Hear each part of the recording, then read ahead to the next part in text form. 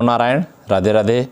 श्रीमद् भगवद गीता के तृतीय अध्याय के 33वें श्लोक में भगवान अर्जुन से कहते हैं कि हे अर्जुन, सदृशं चेष्टते शस्या प्रकृते ज्ञानवानपि प्रकृतिं यान्ति भूतानि निग्रह किं करिष्यति।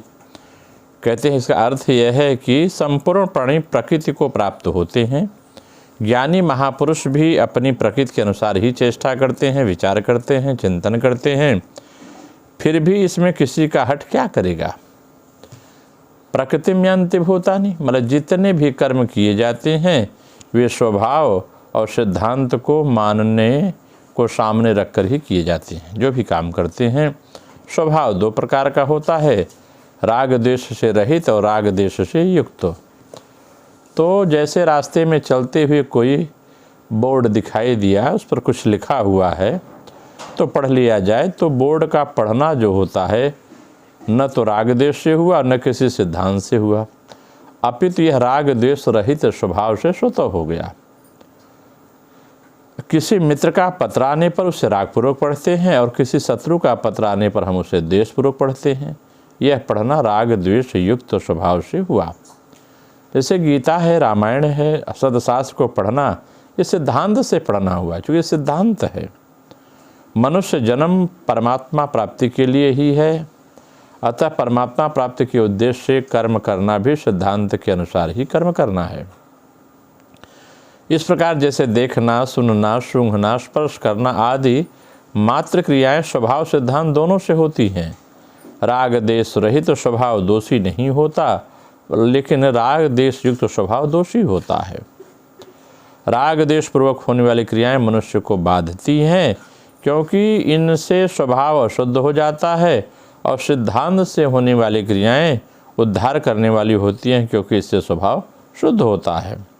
स्वभाव अशुद्ध होने कारण ही संसार से माने हुए संबंध का विच्छेद नहीं हो पाता।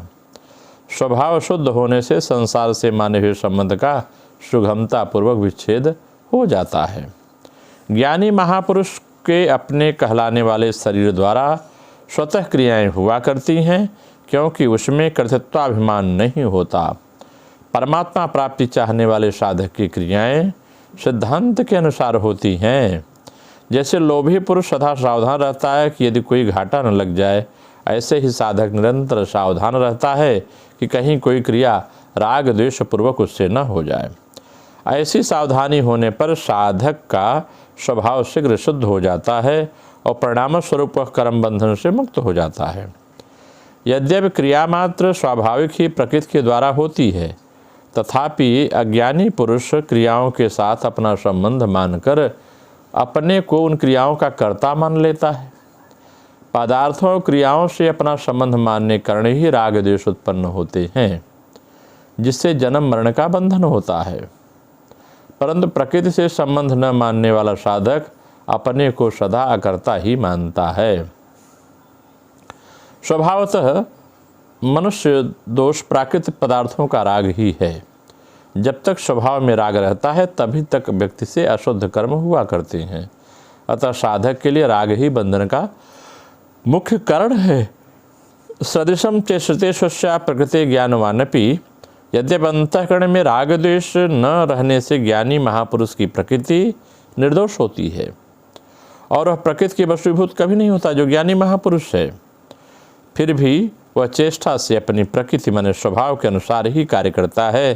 जैसे कोई ज्ञानी महापुरुष अंग्रेजी भाषा तो नहीं जानता और उससे अंग्रेजी बोलने के लिए कहा जाए तो वह बोल नहीं सकेगा। जिस भाषा को वह जानता है उसी भाषा में अपने ज्ञान की चर्चा करेगा। भगवान भी अपनी प्रकृति माने स्वभाव को वश में करके जिस योनि में अवतार लेते हैं उसी योनि के स्वभाव के अनुसार चेष्टा करते हैं। जैसे भगवान रामकृष्ण ने मनुष्य योनि में अवतार लिया तथा मत्स्य कच्छप 12 आदि योनि में अवतार लेते हैं, तो वहाँ उन योनियों के अनुसार ही चेष्टा करते हैं। इसका भाव यह है कि भगवान ने के अवतारी शरीरों में भी वर्ण योनि अनुसार भिन्नता पाई जाती है। कहते हैं परंतु परवस्था नहीं रहती। इसी तरह जिस महापुरुषों की प्रकृति जड़ता से संबंध विच्छेद हो गया है उसके स्वभाव की भिन्नता तो रहती है, पर बसता नहीं रहती है। परंतु जिन मनुष्यों के प्रकृति से संबंध विच्छेद नहीं हुआ है उनमें स्वभाव की भिन्नता और परवस्था दोनों रहा करती है। कहते हैं कि ज्ञानी महापुरुष की प्रकृति निर्दोष होती है। वह प्रकृति के वश में नहीं होते बल्कि प्रकृति उनके वश में होती है। कर्मों की फल जनकता का मूल बीज कर्तृत्वाभिमान और स्वार्थ बुद्धि है। ज्ञानी महापुरुष कर्तृत्वाभिमान और स्वार्थ की बुद्धि नहीं होती और उनके द्वारा चेष्टा मात्र भी नहीं होती। बंधन कारक कर्म होता है, चेष्टा या क्रिया नहीं होती। इसीलिए पीछे के वर्तमान जन्म के संस्कार, माता पिता के संस्कार, वर्तमान का संग, शिक्षा, वातावरण, अध्ययन, उपासना, चिंतन, क्रिया, भाव आदि के अनुसार स्वभाव व्यक्ति का बनता है। वह स्वभाव सभी मनुष्यों में अलग अलग होता है। एक पिता के विपुल कुमारा, पृथक पृथक गुणशील आचारा। और यह स्वभाव भी मनुष्यों में भिन्न होता है और इसे निर्दोष बनाने में सभी मनुष्य स्वतंत्र हैं। व्यक्तिगत स्वभाव की भिन्नता ज्ञानी महापुरुषों में भी रहती है। व्यक्तिगत स्वभाव की भिन्नता, लेकिन चेतना में भिन्नता नहीं होती और प्रकृति और स्वाभाविक भिन्नता रहती है। प्रकृति है ही विषम। जैसे एक जाति का होने पर भी आम आदि के वृक्षों में अवंतर भेद रहता है, ऐसे ही प्रकृति यानी स्वभाव शुद्ध होने पर भी ज्ञानी महापुरुषों में प्रकृति का भेद होता है। ज्ञानी महापुरुषों का जो स्वभाव है वह शुद्ध माने राग द्वेष रहित है, अतः प्रकृति के वश में नहीं होते। इसके विपरीत अशुद्ध राग द्वेष स्वभाव वाले मनुष्य अपनी बनाई हुई परवस्था से बाध्य होकर के समस्त कर्म को करते हैं। निग्रहम किम करिष्यति, जिसका स्वभाव महान शुद्ध एवं श्रेष्ठ है, जिसकी क्रियाएं भी अपनी प्रकृति के अनुसार हुआ करती हैं, फिर जिसका स्वभाव अशुद्ध राग द्वेष युक्त है, उन पुरुषों की क्रियाएं तो प्रकृति के अनुसार होंगी ही। इस विषय में हठ उसके काम का नहीं आएगा। जिसका जैसा स्वभाव है उसे उसी के अनुसार कर्म करने पड़ेंगे। यदि स्वभाव अशुद्ध हो तो अशुद्ध कर्मों में, और शुद्ध हो तो शुद्ध कर्म मनुष्य को व्यक्ति लग जाता है, प्रकृति लगा देती है। इसी प्रकार कहते हैं कि प्रकृति के वश में न होने के लिए साधक को चाहिए कि वह किसी व्यक्ति को, पूज्य को, भगवान को, सद्ग्रंथ को अपना आधार बना ले और उसको आदर्श मान करके सामने रखकर कर्तव्य कर्म करे। आदर्श दो प्रकार होते हैं। एक तो है आदर्श भगवान का मत यानी सिद्धांत, एक है श्रेष्ठ महापुरुषों का आचरण। महाजनों जैन गत शपंथा। आदर्श को सामने रखकर कर्म करने वाले मनुष्य की प्रकृति शुद्ध हो जाती है और नित्य प्राप्त परमात्मा तत्व का अनुभव हो जाता है। इसके विपरीत आदर्श को सामने न रखकर कर्म करने वाला मनुष्य राग देश पूर्वक ही सब कर्म करता है, जिससे राग देश पुष्ट हो जाते हैं और उस व्यक्ति का पतन हो जाता है। जैसे नदी के प्रवाह को तो हम नहीं रोक सकते, पर नहर बनाकर मोड़ सकते हैं। ऐसे ही कर्मों के प्रवाह को रोक तो नहीं सकते, पर उसका प्रवाह मोड़ सकते हैं। निस्वार्थ भाव से केवल दूसरों के हित के लिए कर्म करना ही कर्मों के प्रवाह को मोड़ना है।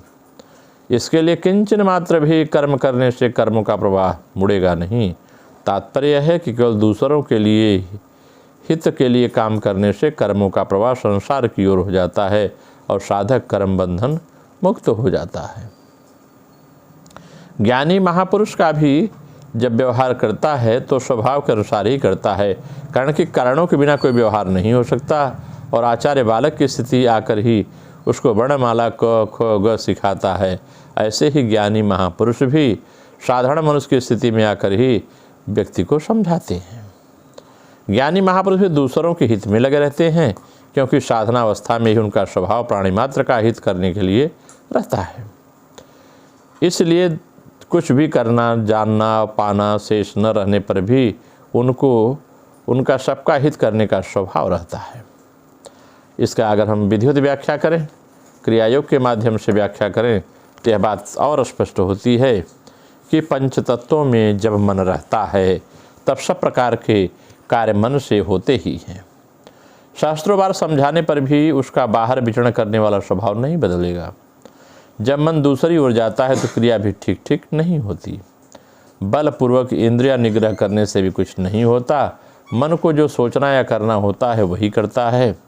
कहते हैं भैया इसका क्या उपाय है? कहें सत्व रज तम की साम्यावस्था ही प्रकृति है। प्रकृति जब साम्य सत्ता भाव में होती, सत्तापन्न होती है, तब वह ईश्वराभिमुख हो जाती है और ईश्वराभिमुख होने पर ही क्रमशः गुणातीत अवस्था प्राप्त होती है। प्रकृति के भीतर भी तरंगे नहीं उठती और उसके द्वारा सांसारिक कार्य नहीं होता। परम पुरुष के सानिध्यान के कारण प्रकृति चैतन्य युक्त या चैतन्यमयी हो जाती है। उसमें जड़त्व के विकार नहीं होते, उस समय वह जड़ नहीं रहती, चैतन्य रूप होती है।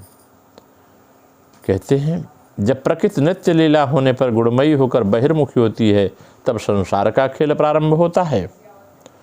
इसको अन्य किसी प्रकार से रोकना संभव नहीं है, परंतु सारे भूत यानी शरीर, प्राण, मन, इंद्रियां जब प्रकृति का अनुसरण करते हैं अर्थात शुद्ध होकर साम्याभावपन्न होते हैं, तब बहिर्मुखिया स्वमेव समेट कर आत्मा में स्थिर हो जाती हैं। उसी प्रकार संसार के पार उतरने के लिए उस पार के यात्री को भी पंच तत्वों का अतिक्रमण करके सहस्त्रार में परम शिव स्वरूप से युक्त होना पड़ता है। जब सारी इंद्रियां अपने आप शांत हो जाती हैं, परमानंद रूपम शिवोहम शिवोहम का भाव जब होता है, तब यह समझ में आ जाता है कि आत्मा नित्य मुक्त है और परमानंद स्वरूप है। अब यह प्रश्न उठता है कि प्रकृति को बाधा देने से तो काम नहीं चलेगा, तो इस विषय में उपदेश देना भी व्यर्थ है। तब उसको आत्ममुखी कैसे किया जाए? आत्ममुखी करने का एकमात्र उपाय है अभ्यास करना, बारंबार प्राणायाम का अभ्यास करना। अभ्यास करने से ही पूर्व स्वभाव यानी प्रकृति सदा अवरोध को मान लें, ऐसी बात नहीं है। प्रतिदिन नियम पूर्वक प्राणायाम कर्म का अभ्यास करने से एक स्वतंत्र स्वभाव उत्पन्न होगा, जो जीव को भगवत विमुख बना देगा, भगवान की ओर उन्मुख कर देता है। और वही एकमात्र प्रभु हैं, यह समझ लेने पर जीव का अहंकार आत्मकर्तृत्व तो संकुचित हो जाएगा। अनेक जन्मों के संचित कर्म संस्कार अत्यंत प्रबल होते हैं, उसका निग्रह करना बहुत कठिन है, परंतु चेष्टा करने से असाध्य कुछ भी नहीं रह जाता। मन को स्थिर करने के लिए चेष्टा करनी पड़ेगी। प्राणायाम के द्वारा चित्त की स्थिरता प्राप्त होने पर उस स्थिर चित्त में भगवती शक्ति संपृक्त होती है, जिसके बल से बलवान होकर जीव अपने स्वभाव का निग्रह करने में समर्थ होता है। अनेक जन्मों में नाना प्रकार के क्लेशों को भोगने के बाद जीव को पंचतत्वों के अधीन रहने की प्रवृत्ति नहीं रहती। तब भगवत कृपा से सद्गुरु के प्रदर्शित मार्ग से चलते चलते तत्वातीत परम भाव को प्राप्त करने के लिए परम पुरुषार्थ करने की शक्ति प्राप्त हो जाती है और व्यक्ति सहजता से इस प्राणिधान कर लेता है। नमो नारायण। राधे राधे। आप सबका मंगल हो।